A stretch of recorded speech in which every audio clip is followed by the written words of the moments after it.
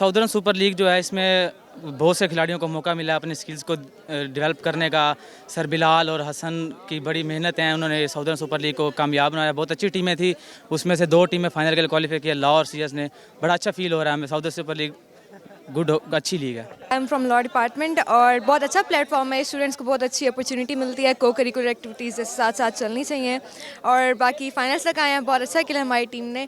बाकी हार जीत खेल का हिस्सा है, better luck next time I guess. Actually हमारे ये इवेंट कराने का जो असल मकसद होता है वो ये होता है कि हमें नया टैलेंट मिले।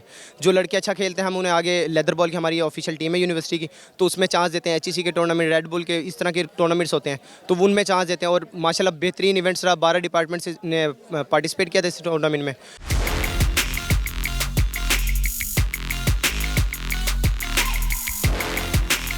बहुत अच्छा लगा मुझे ये यंग जनरेशन को देख के यूनिवर्सिटी में।